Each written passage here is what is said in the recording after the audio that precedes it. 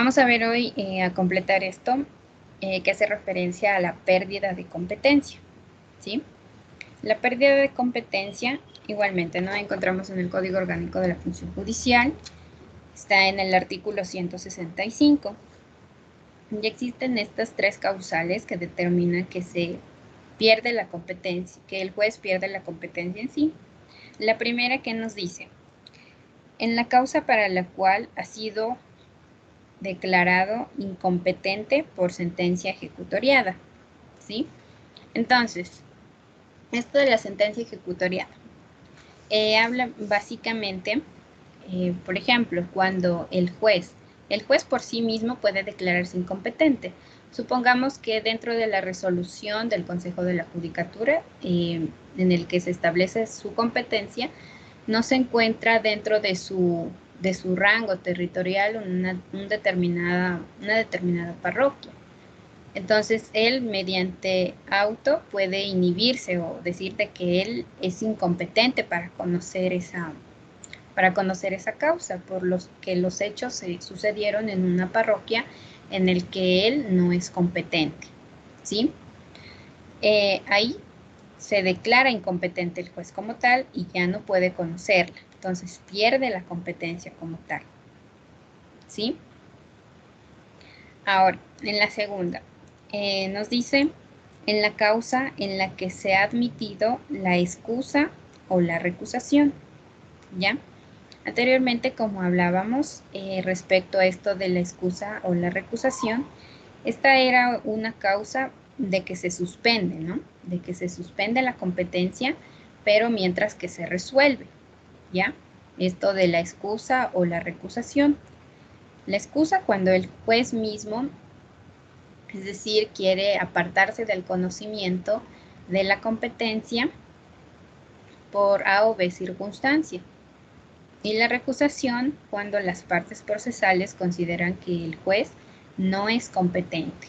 Entonces, una vez que se ha resuelto, que se ha admitido la causal por la cual solicita la excusa o le ha recusado a las partes procesales, se pierde la competencia de este juez, ¿sí? Cuando ya se resuelve la excusa o la recusación, cuando ya se ha admitido.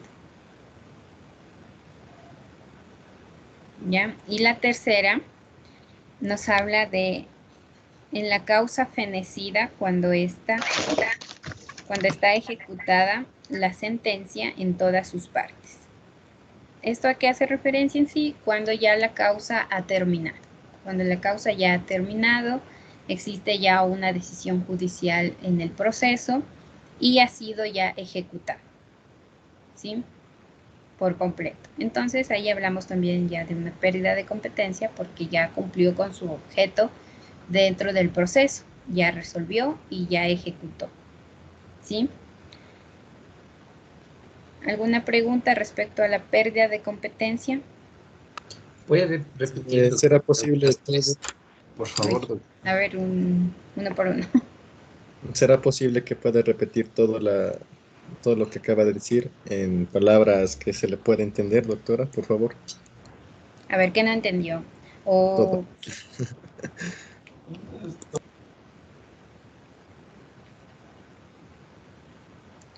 a ver, Ayrton, ¿En qué entonces, artículo, ¿qué disculpe, sería doctora, antes de que comience dijo que lo podríamos encontrar?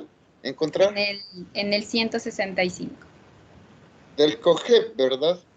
No, del Código Orgánico de la Función Judicial. Ay, ay, ay. A ver, Ayrton, ¿qué es competencia? Empecemos por ahí, porque si usted no me entendió qué es competencia, no me va a entender nada.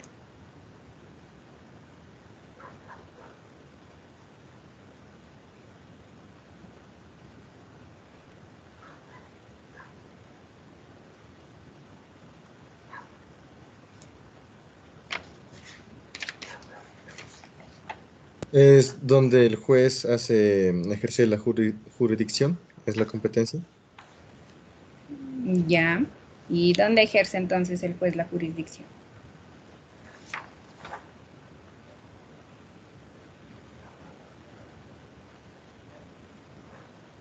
Hace la jurisdicción en un territorio, me supongo, y materia. Ya, a ver. Bueno, ¿dónde la ejerce? En un juzgado como tal, ¿no?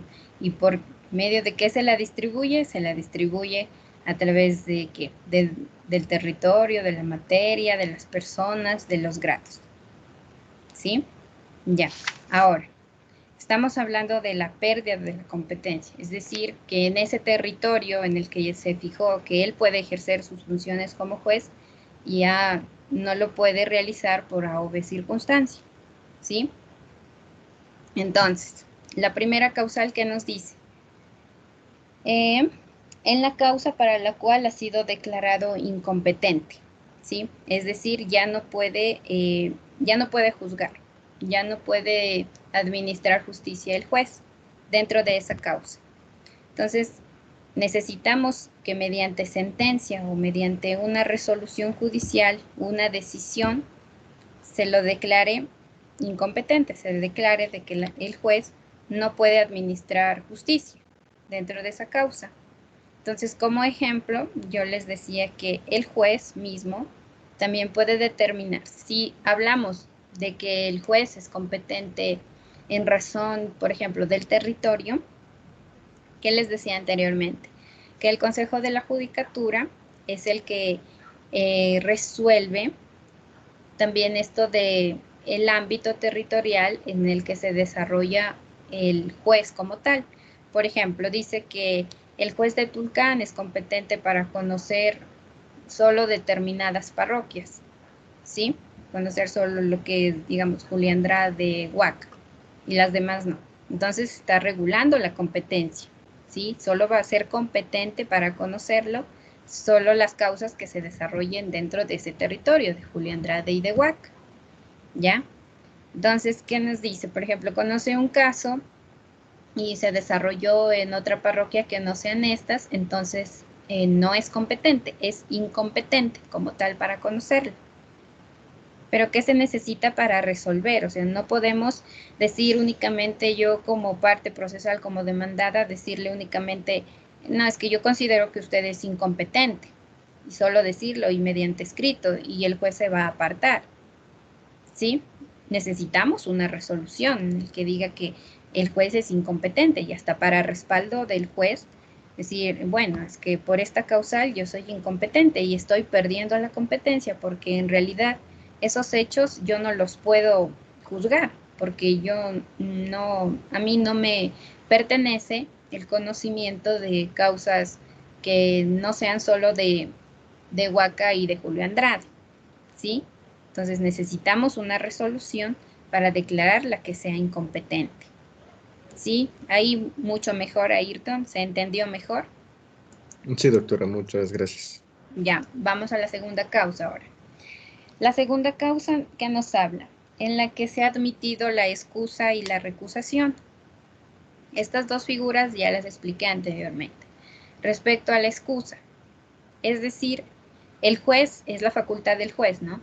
De darse cuenta, digamos, dentro del proceso, de que de pronto yo soy familiar del demandado, supongamos.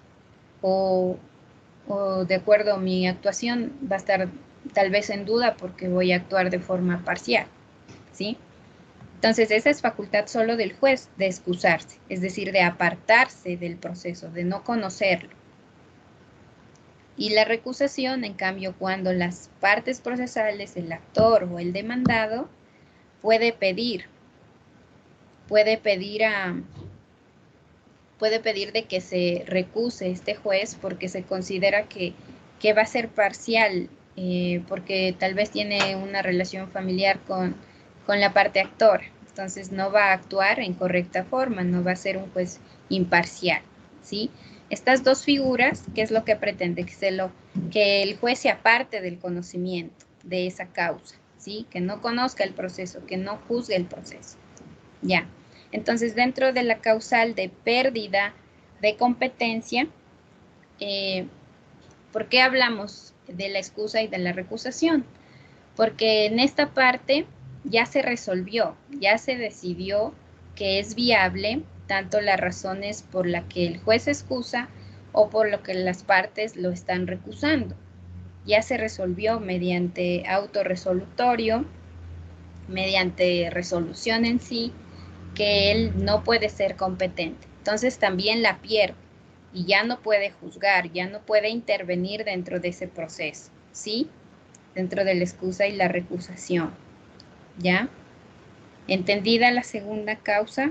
¿O alguna pregunta, duda sobre la excusa o recusación?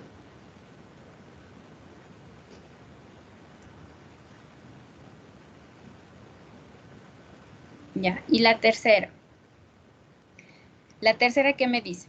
Que se pierde la competencia cuando la causa, en la causa fenecida, cuando está ejecutada la sentencia en todas sus partes. Sí, cuando dice la causa fenecida, es decir, cuando la causa ya ha terminado el proceso.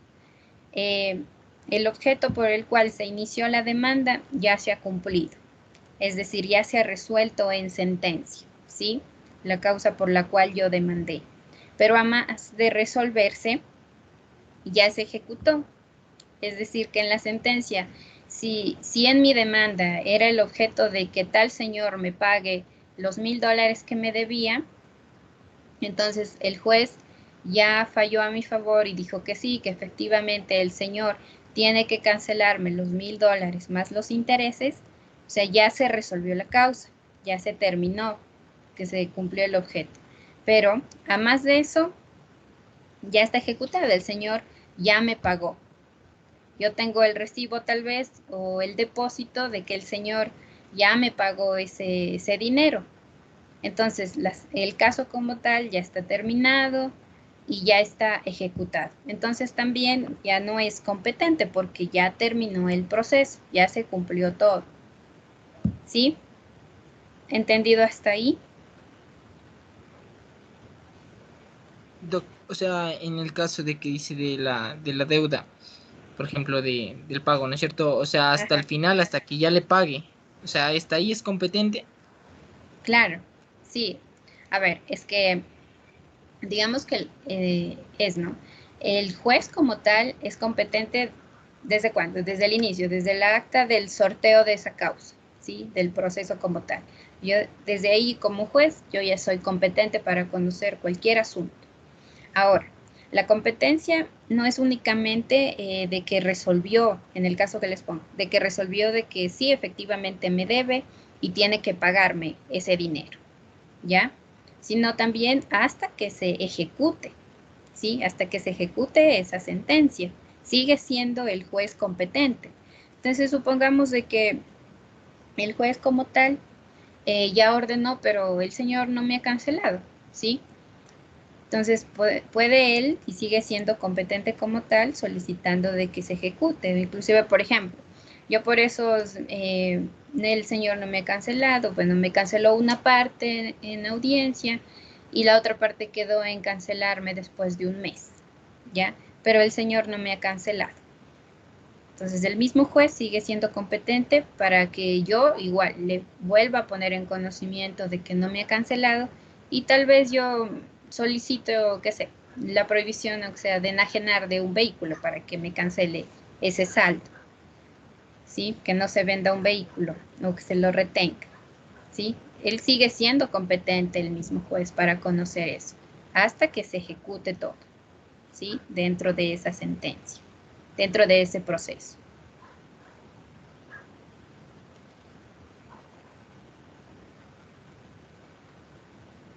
¿Sí? ¿Alguna pregunta hasta ahí? ¿Está claro?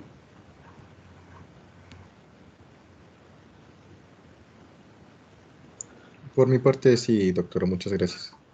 Ok, Ayrton. ¿Alguna otra pregunta, chicos?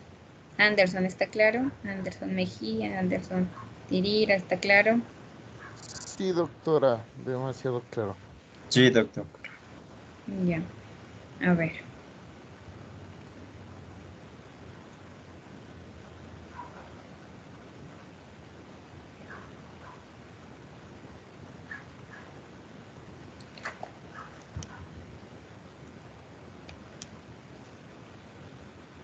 A ver, vamos a las reglas generales como tal, ¿sí? A ver, como les decía, ¿cuál es el principio general?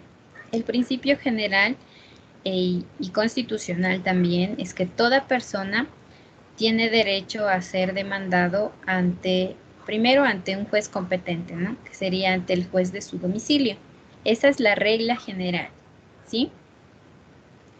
Ahora, ¿qué nos dice? Que por regla general será competente el juez en razón del territorio y de conformidad con la especialización.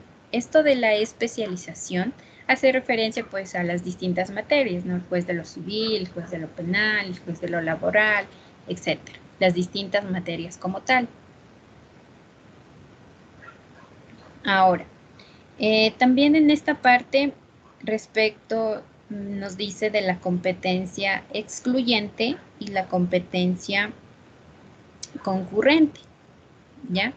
Esto, bueno, quiero que lo dejen ahí porque vamos a ver más adelante más clarito respecto a lo excluyente y a lo concurrente.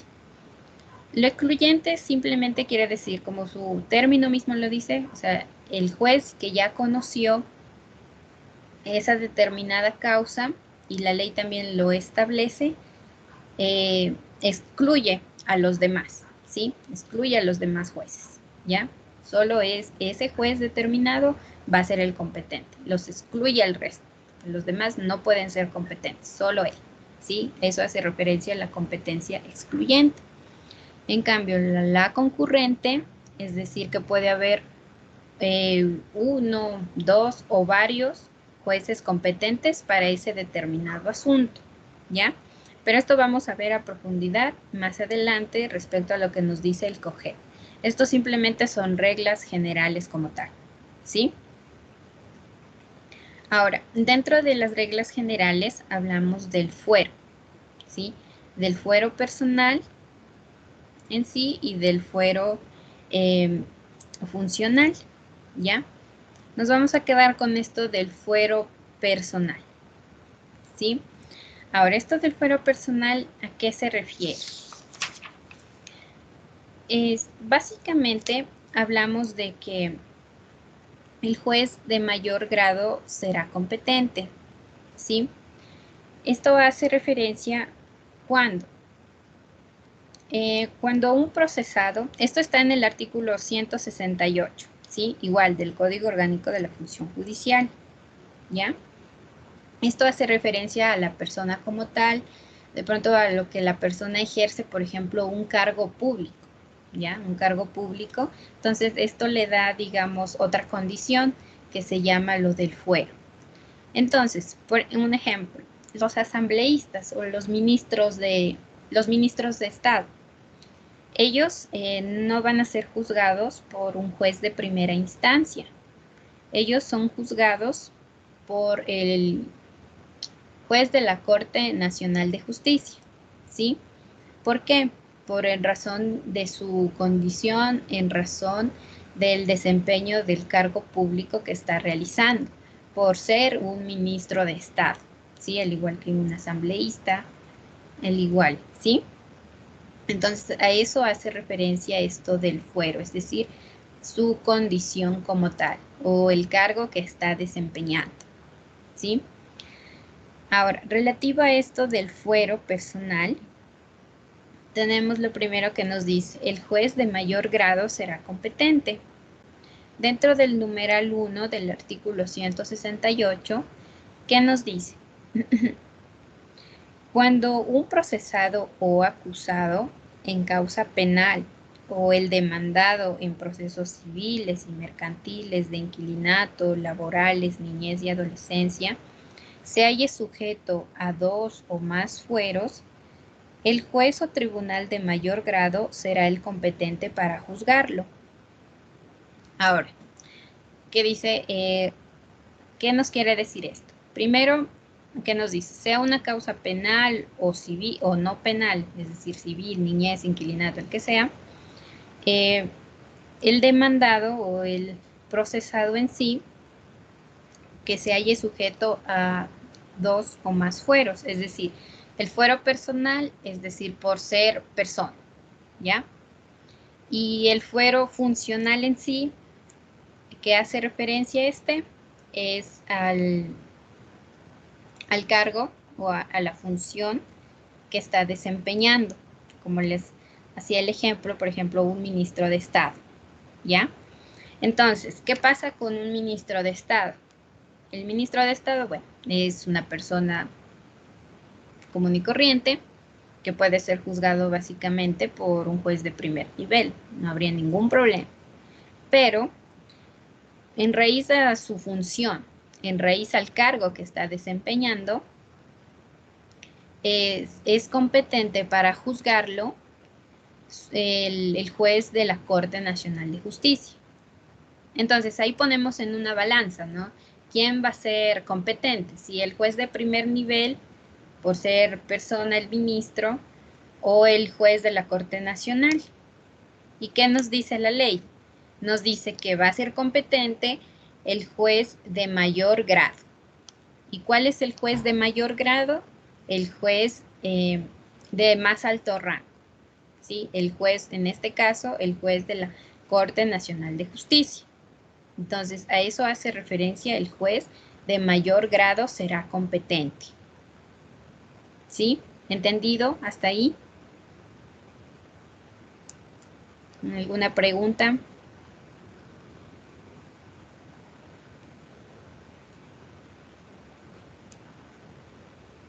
¿Ninguna? Ok. Doctora, Ahora, dígame. ¿el fuero personal, que es por ser persona, lo tenemos todos? Claro, sí, todos. Es decir, bueno, nosotros, digamos, no tenemos ninguna función ni ningún, ¿qué? Ni ningún cargo de alto rango, ¿no? Entonces, o sea, somos personas común y corriente, un ciudadano común y corriente, digamos, ¿ya? Entonces, en ese caso, nosotros, nuestro fuero personal por sí mismo, por ser ciudadano ecuatoriano, va a ser el juez de primer nivel, ¿sí? En cambio, por ejemplo, este es el fuero funcional que les hablo y que ponemos en una balanza. Entonces, pero si, por ejemplo, usted desempeñara su cargo como prefecto, como alcalde, así, entonces, de acuerdo a su cargo, se va también a determinar la competencia del juez que la va a juzgar respecto a los actos que usted tuvo durante su administración. Entonces, ahí hablamos de que su fuero es de carácter funcional, que por tanto, pues, va a ser quien la juzgue un juez de alto rango por ser una autoridad, digamos, o un ministro de Estado, ¿sí? Ok, Yanchi. ¿Alguna otra pregunta? ¿Está claro? Sí, doctora, gracias.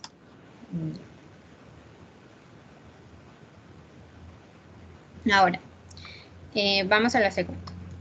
¿Qué nos dice? Dice, procesado sujeto a fuero en razón de la persona arrastra a los demás procesados, ¿sí? Esto puede ser tanto de persona como funcional. Ahora, ¿qué nos hace referencia? El numeral 2 del artículo 168.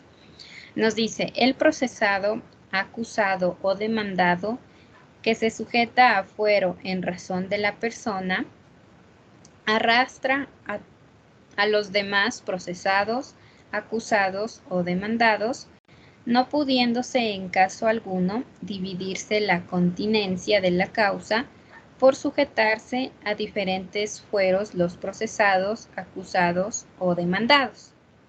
Ahora, para que se entienda mejor, dentro de esto, por ejemplo, supongamos de que se suscitó un delito en el que intervino el ministro de Estado. Pero los demás, o sea, no tienen fuero de corte nacional, sino únicamente de primer nivel. Es decir, sería competente para juzgarlos a los demás un juez de la unidad judicial penal y no el juez de más alto rango que le corresponde pues al ministro, ¿no? Entonces ahí no se puede dividir la causa, es decir, el mismo delito que se va a juzgar no se puede dividir entre juez de, o sea, los que les compete el juez de primer nivel, se van a ir con el juez de primer nivel y el ministro de Estado se va a ir solito a la Corte Nacional, ¿ya? No, sino que ahí, en ese delito intervino el ministro de Estado, entonces va a ser competente para todos el de mayor rango, el de mayor grado, el juez de mayor grado. Entonces, como en ese delito intervino el ministro de Estado y va a ser juzgado por el juez de la Corte Nacional de Justicia, entonces todos los que intervinieron en ese delito van a ser juzgados por el juez de la Corte Nacional de Justicia. ¿Sí? A eso hace referencia esto. O sea, no se puede dividir la causa por razón de que unos tienen una clase de fuero y el otro tiene la otra clase de fuero. ¿Sí? ¿Me dejo entender respecto a esta causa? Doctora, o sea, esto es lo que pasó, ¿no es cierto?, en el caso Sobornos, por ejemplo, en el que me parece que también estaban involucrados empresarios que al final terminan siendo particulares y ellos los debería haber juzgado, qué sé yo, fuero personal, o sea, como dice usted, de la sala de lo penal de primera instancia, pero como estaban al lado del expresidente, que sí tenía fuero de más alto rango, entonces terminaron juzgados también por la corte, por los jueces de la Corte Nacional, ¿no es cierto? Ajá, sí, exactamente. Ese es el caso más clarito, ¿sí? Tal como le dicen, en el caso de sobornos existieron empresarios que son personas particulares, pero como se realizó ese delito con funcionarios de alto rango que tienen fuero de Corte Nacional, entonces tanto la investigación se realizó ahí por la Fiscalía General del Estado en base a todos, los empresarios y el presidente, ministros de Estado. ¿Por qué? Porque el presidente tiene ese fuero de Corte Nacional. Igual, para ser juzgados, sometieron a todos a la Corte Nacional de Justicia. No se puede dividir la causa por razón de que una persona tenga una clase de fuero y la otra clase. ¿Sí? Sí, muy bien su ejemplo, Marcelo. Gracias. ¿Alguna otra pregunta? ¿Observación?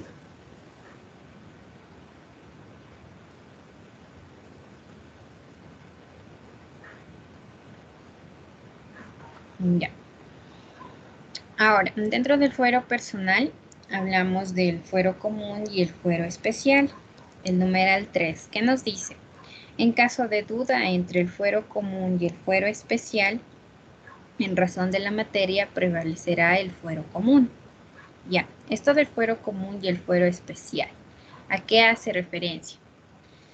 Básicamente, ¿no? Lo del fuero común hace referencia netamente, digamos, a la persona en sí, como les decía, ¿no? Su persona común y corriente dentro de nosotros los ciudadanos que somos juzgados por el juez de primer nivel en cualquiera que sea de las materias. Y esto del fuero especial, en cambio, pues hace referencia netamente a lo que son las distintas autoridades o autoridades ya de alto rango que son juzgadas en sí, por ejemplo, por la Corte Nacional de Justicia o por la Corte Provincial de Justicia, ¿sí? Ahí gozan de fuero especial. Entonces eso hace referencia.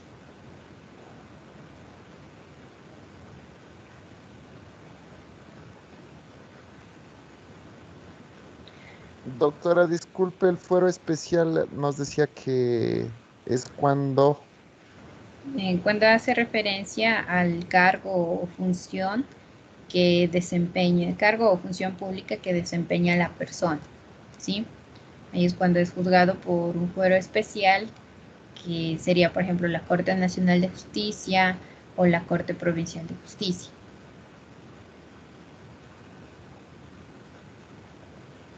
¿Sí?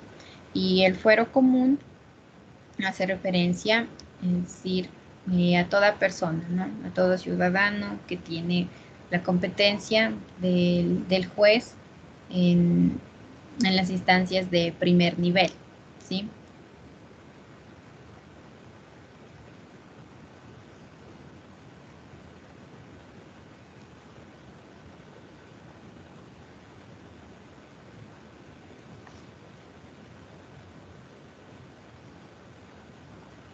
Disculpe, doc, ¿cuáles son las instancias de primer nivel?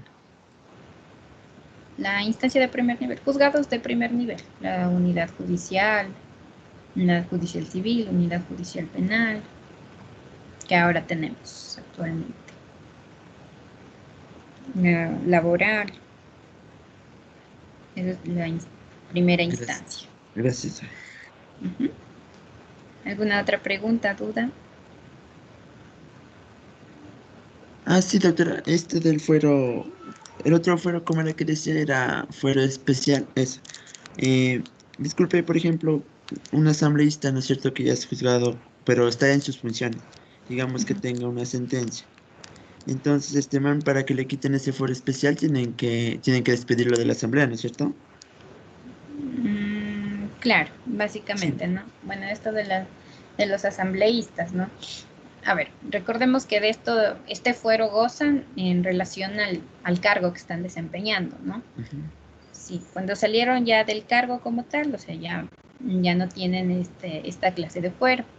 Pero si se está juzgando por los hechos que ocurrieron o los actos que realizó dentro de su administración, y mantendría este fuero, ¿sí? Así él ya no esté dentro del cargo. Pero como son hechos que él lo realizó, constató, firmó, fiscalizó como asambleísta, entonces tendría esta clase de fuero, ¿sí? Sí, es que había una como duda una vez, yo vi, era que a un asambleísta se lo juzgaba por que había violado un derecho constitucional. Entonces, a Ujú. este man, para que pase a ser, o sea, lo iban a juzgar en una corte constitucional, tenían que quitarle el fuero especial. Entonces tenían que haberlo despedido de la asamblea para que sea juzgado por la Corte Constitucional de Justicia. Por la Corte Constitucional. Ajá, algo así. O sea, primero estaba siendo juzgado por la Corte Nacional de Justicia. Ya. Entonces, como él había violado un derecho constitucional, entonces decían que era algo inconstitucional. Entonces tenía Ya. que pasar a la Corte Constitucional de Justicia. Entonces, para que pueda pasar a la Corte Constitucional de Justicia, tenía que quitarle el fuero especial. Entonces, se suponía que tenían de relevarlo de los cargos y a quitarle las funciones para que pueda ser juzgado por la Corte Constitucional de Justicia. Ya. Bueno, esa también no es otra que tienen los asambleístas, que hace referencia a la inmunidad parlamentaria, Sí, se sí, llama. Es.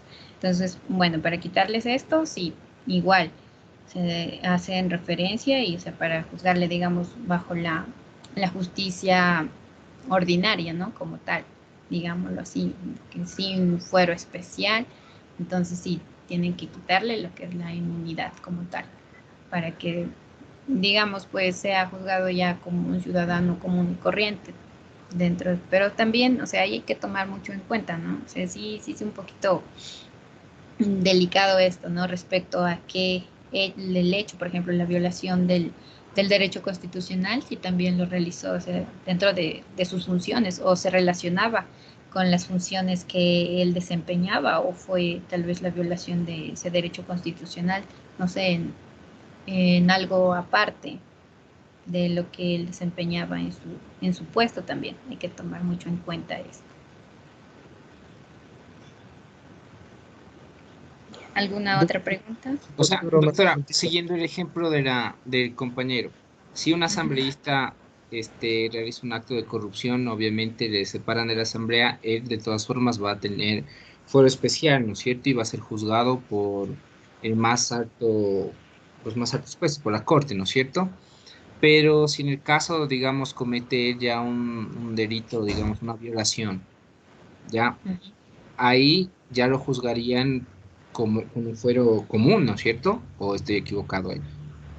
A ver, en ese caso, como le digo, ¿no? O sea, bueno, tienen que seguir el procedimiento dentro de la asamblea para quitarle lo que es la inmunidad que ellos tienen, ¿sí?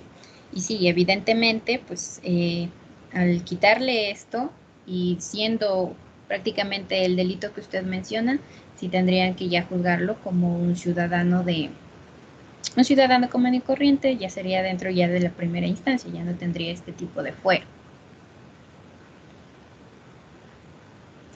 Doctor, otra preguntita. Ujú.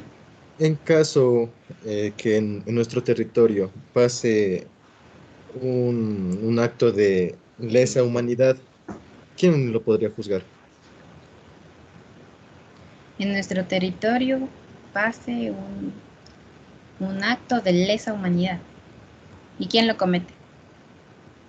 Un militar, se puede decir, un militar. De alto rango. Mm, algo normal, cabo segundo, por ejemplo. ¿Quién lo puede juzgar si comete un acto de lesa humanidad? Ya. Bueno, ahí netamente, al ser el ejemplo no tan claro como tal, hay que tomar en cuenta, ¿no?, que las autoridades militares como tal, por ejemplo, hay un caso de lesa humanidad que usted lo interpone. Las autoridades militares también pues tienen este clase de fuero, digamos, y ellos también son juzgados por la Corte Nacional de Justicia. Entonces, al causar esto de lesa humanidad, interviene lo que es la Corte Nacional de Justicia en relación al fuero que ellos tienen, también los militares, y es responsable pues la máxima autoridad del, del cuerpo militar en sí, ¿ya? Que sería, por ejemplo, el general en sí. Ellos van a asumir lo que son las responsabilidades cuando son actos de lesa humanidad, ¿sí? Y ellos tendrían también el fuero de la Corte Nacional de Justicia, ¿sí? Ahora, esto en sí lo juzgaría, ¿no? Pero también intervienen cuando, por ejemplo, si ¿qué? El país como tal no retribuye esto, también tenemos lo que son los organismos internacionales que aquí también intervienen como veedores, ¿no? Cuando son violaciones de derechos humanos como tal.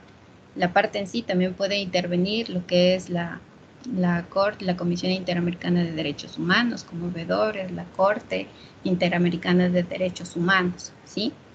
Entonces la pregunta es respecto a quién lo juzga, a las autoridades militares en sí, pues va a ser responsable la máxima autoridad de este ente, que sería pues la Corte Nacional de Justicia, que los juzga como tal. Antes había lo que es la Corte Militar, algo así, no recuerdo muy bien, y ellos eran los competentes, pero en la actualidad pues no hay, pero en sí sería la Corte Nacional de Justicia, ¿sí?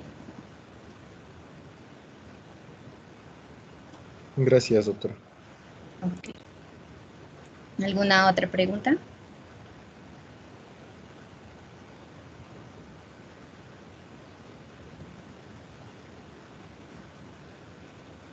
Ya. A ver, avancemos. Esto que nos dice competencia por fuero. Tenemos el artículo 169, ¿no?, del Código Orgánico de la Función Judicial, que nos dice el fuero personal. El fuero personal comprende los actos y hechos de la funcionaria o funcionario ocurridos o realizados en el desempeño de sus funciones, aun cuando al momento del proceso haya cesado de sus funciones, ¿sí? Entonces, como les decía, aquí pues ellos tienen la responsabilidad por todos los actos hechos que ellos realizaron en el ejercicio de sus funciones, y por esto van a tener el fuero como tal, ¿sí? Entonces, ¿qué nos dice? Actos y hechos del funcionario ocurridos en el desempeño de sus funciones, aun cuando al momento del proceso ya haya cesado en las mismas. Es decir, así el señor como tal, el que era ministro, pues ya se cambió de ministro, él va a ser llamado o juzgado, digámoslo, por la Corte Nacional de Justicia, porque estamos hablando de actos o de hechos que fue en el ejercicio de sus funciones, ¿sí? El juicio, si el juicio inició antes de que el funcionario entre a su cargo o haya sido posesionado a su cargo, se aplicarán las reglas generales, y por lo tanto el juez que estaba conociendo del mismo conservará la competencia, ¿sí? Aquí, ¿qué nos dice? Si el juicio como tal se inició antes de que el funcionario se posesione como ministro, básicamente pues se sujetará al fuero común. Se conservará la competencia del juez que estaba ya conociendo esto. Básicamente no va a ser competente otro posterior. Siempre tomemos aquí en cuenta que el funcionario como tal siempre va a ser responsable de los actos y de los hechos que desempeñó en sus funciones. Y en base a esto se va a determinar el fuero que tiene y la competencia del juez. ¿Sí? ¿Entendido hasta ahí?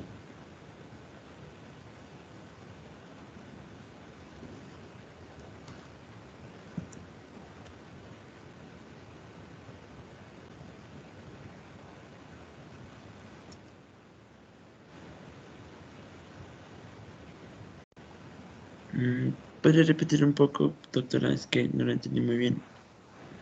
Por favor. Ya, claro.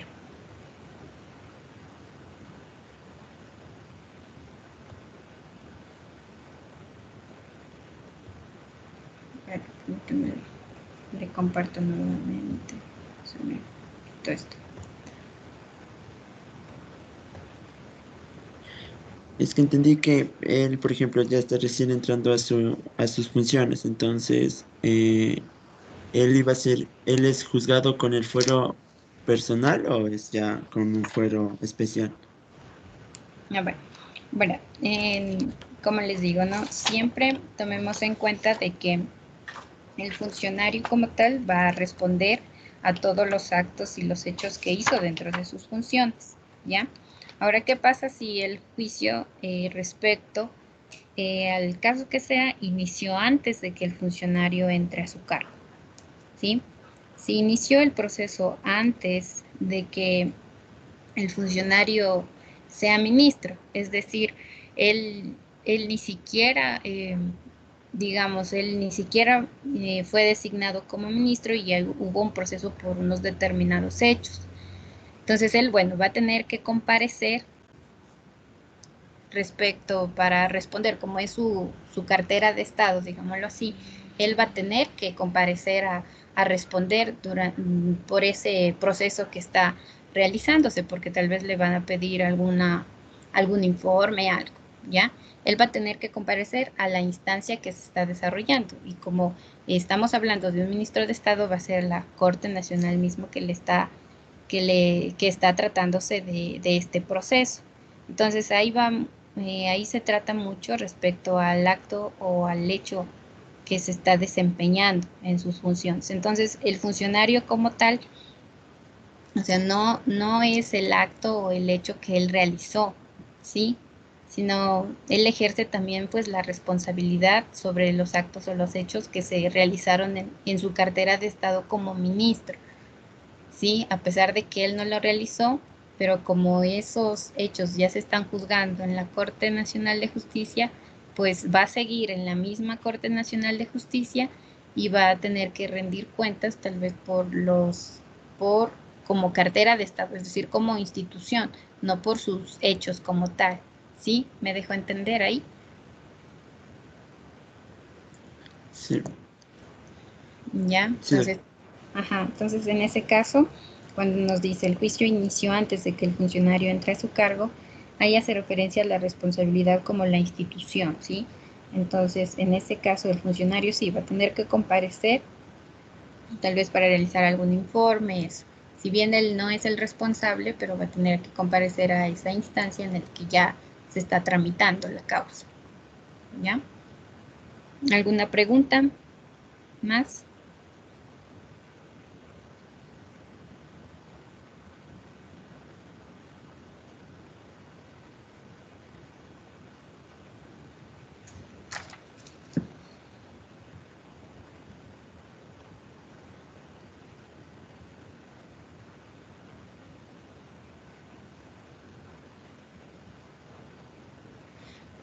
A ver.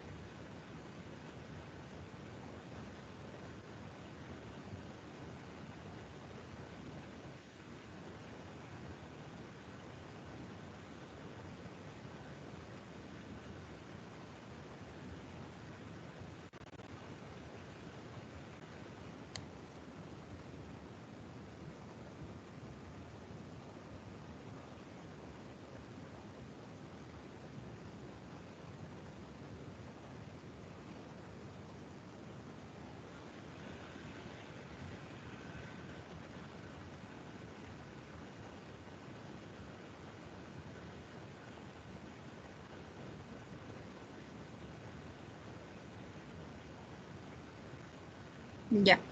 A ver, las reglas generales en sí, esas son las que están determinadas pues en el Código Orgánico de la Función Judicial que les expliqué.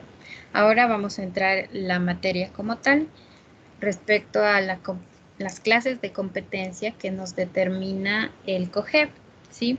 En el COGEP como tal, pues no existe una definición que nos diga qué es la competencia, por eso me he referido al Código Orgánico de la Función Judicial, en el que ahí sí establece pues una definición, las reglas generales, las causales de suspensión, de pérdida, ¿sí?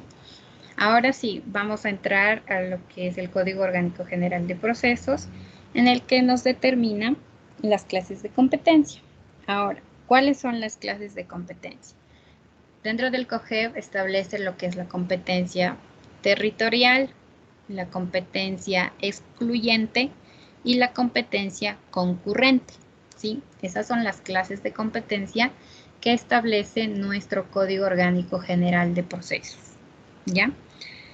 En razón del tiempo vamos a ver la territorial. Vamos a dejar viendo eso, básicamente dentro del concepto. A ver, ¿a qué hace alusión esto de la competencia en razón del territorio? ¿Qué se les ocurre o de lo que hemos visto dentro de las reglas generales? ¿A qué hace referencia esto de la competencia territorial? Y bueno, lo que nos decía era que hay, por ejemplo, cuando estamos aquí, por ejemplo, estamos juzgando en un caso que un juez no sea competente aquí en esta materia, entonces hacíamos un convenio. Bueno, el juez le pasa ese convenio a otro juez que sea, por ejemplo, de la ciudad de Quito, que sepa más de la materia en sí, entonces podría enviarle hacía un trámite, si no me equivoco, un trámite el juez de acá, que no era competente a esta materia y podía enviarle ese trámite a un juez competente, digamos, de Quito, entonces allá podría él ser juzgado. Ya, ahí básicamente de la prorrogación, ¿no? Es decir, bueno, al ámbito territorial, ¿no? La competencia como tal. Y recuerden, pues no, esto de la competencia territorial siempre es regulada por el Consejo de la Judicatura a través de las resoluciones en las que determina pues la unidad judicial en tanto es, por ejemplo, competente para conocer las causas de la parroquia Huaca, Julio Andrade, o sea, hace referencia a la circunscripción territorial, ¿sí? Ya.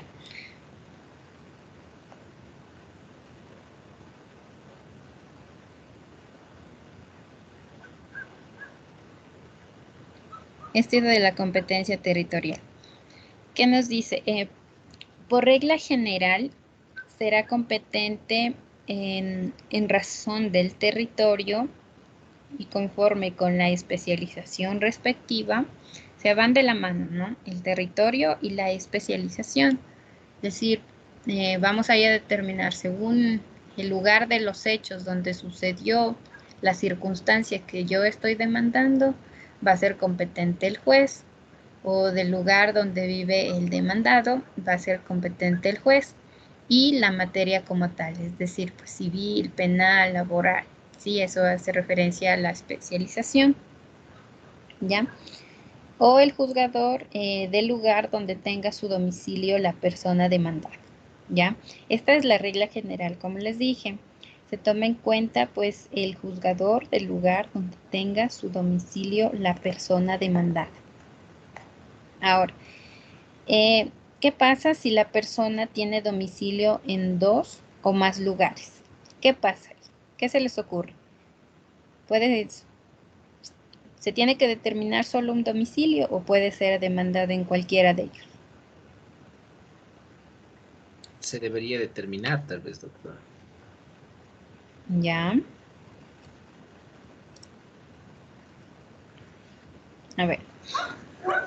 Dentro del COGEP nos establece y nos da esa posibilidad, ¿no? Digamos que para nosotros como abogados, pues nos da esa facilidad, que dice que la persona que tenga el domicilio en 2 o más lugares podrá ser demandada en cualquiera de ellos, ¿sí? Puede ser demandada en cualquiera de ellos, ¿ya?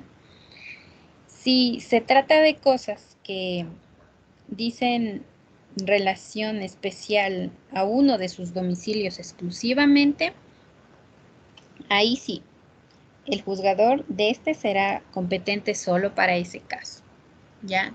Entonces, supongamos ahí, en cambio, que la competencia ya se hace un poco más específica, ¿no? Que el demandado, bueno, tiene domicilio tanto aquí en Tulcán como en Ibarra y en Quito, ¿sí? Tiene domicilio en los 3 lugares.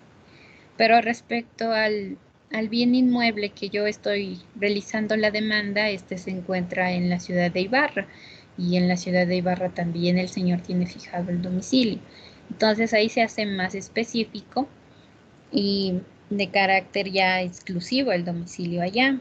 Entonces ahí sería competente, ya estamos determinando que sería competente el del domicilio de Ibarra. ¿Por qué? Porque ya se está teniendo una relación especial, porque el objeto de la demanda está ubicado acá, ¿ya? Entonces, digamos que la regla general es que la persona que tiene dos o más domicilios puede ser demandada en cualquiera de ellos, ¿ya? El juez competente en cualquiera de ellos. Pero si la cosa o el objeto por el cual yo estoy demandando exclusivamente se encuentra en un domicilio, entonces será competente exclusivamente el juzgador de ese lugar. Entonces, como les pongo el ejemplo, entonces el juez sería competente, el de la ciudad de Ibarra. ¿Sí? ¿Entendido hasta ahí?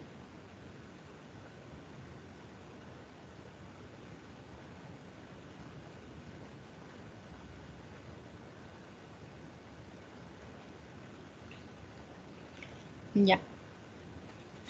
Continuemos.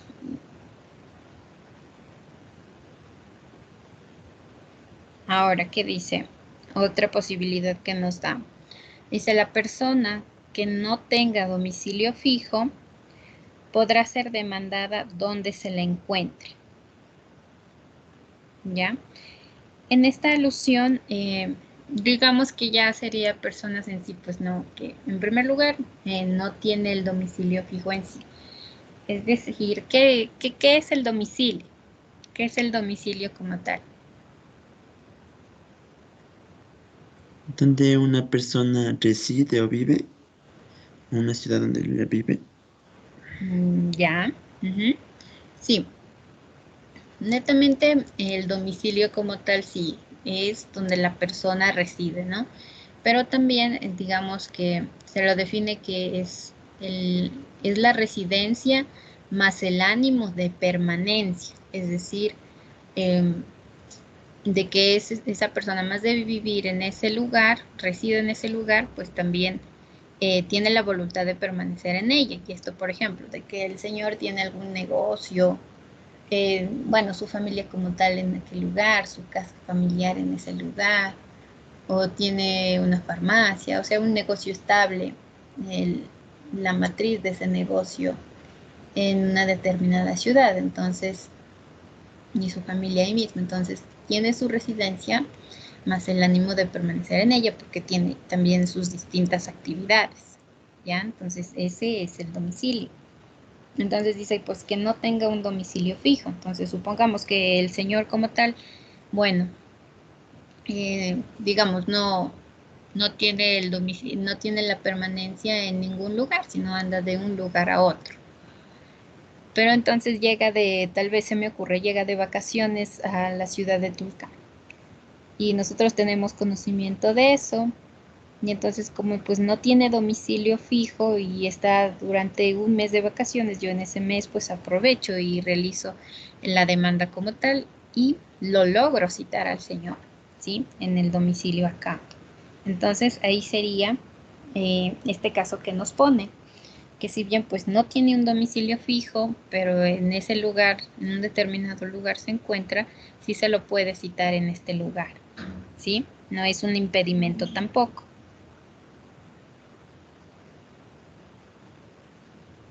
Ya. ¿Alguna pregunta respecto a esto?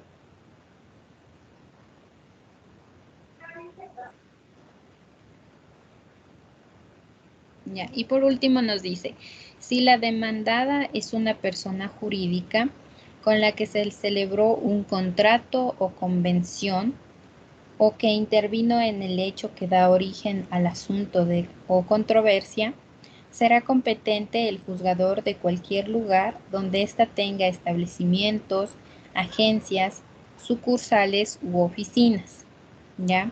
Entonces aquí nos da el COGEP, nos hace referencia a la persona jurídica, donde yo puedo demandar a una persona jurídica, ¿sí? Entonces le puedo demandar, el juzgador va a ser competente para aceptar mi demanda en cualquier lugar donde tenga, donde sea el lugar de la matriz, del establecimiento, de las agencias y sucursales. Entonces no se puede alegar de que únicamente puede ser competente el de la matriz. No, es competente cualquier lugar donde esta persona jurídica, esta empresa, tenga un sucursal, una oficina, un establecimiento adicional. ¿Sí? Ok. Bueno, ¿alguna pregunta? Díganme. Por ejemplo, con respecto al último, por ejemplo, la cooperativa Tulcán, que tiene matrices allá en San Gabriel y en Ibarra y así. Por ejemplo, a cualquiera de esas matrices se le puede decir demandar. Claro, es que, a ver, usted le demanda como cooperativa Tulcán, ¿no? ¿Ya? Pero lo que nos habla aquí, para fijar la competencia, como la cooperativa tiene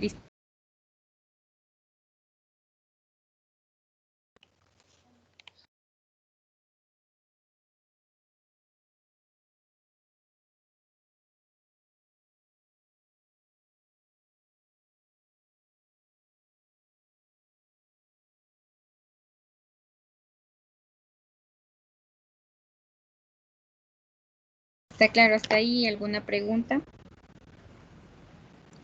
Doc, no se le escuchó nada. No se le escuchó. ¿En serio? A ver, entonces le vuelvo a explicar. ¿Ahí sí me escucha? Ya. Respecto a esto de las personas jurídicas, entonces usted le va a demandar a la persona jurídica tal como se llama su denominación, cooperativa Tulcán, de ahorro y crédito Tulcán.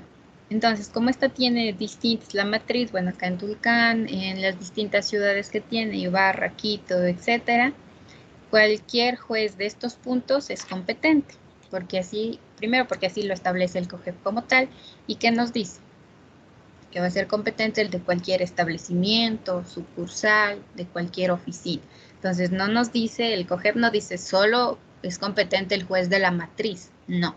Nos dice de cualquier sucursal, establecimiento, oficina. Entonces, en cualquier lugar donde esta cooperativa tenga su establecimiento, su sucursal, el juez es competente para conocer su demanda. Doc, ¿Sí? disculpe, por eso cada sede tiene su respectivo asesor jurídico. Claro, sí, por eso también, y tiene su representante legal como tal. Ajá, sí. Ahí el jefe de operaciones, bueno, ahí ya se distribuyen las funciones como tal en cada sucursal. ¿Alguna otra pregunta? ¿No? Bueno, vamos a continuar viendo la siguiente clase respecto a las competencias que establece el COGEP, ¿sí? Entonces, para mayor comprensión, vamos a realizar los ejemplos respectivos respecto a lo que hemos visto de las reglas generales de la competencia, ¿sí? Ya les especifico en el EVA, en la plataforma, el deber que van a realizar, pero en sí van a ser los ejemplos que hemos puesto aquí mismo en clase, ¿sí?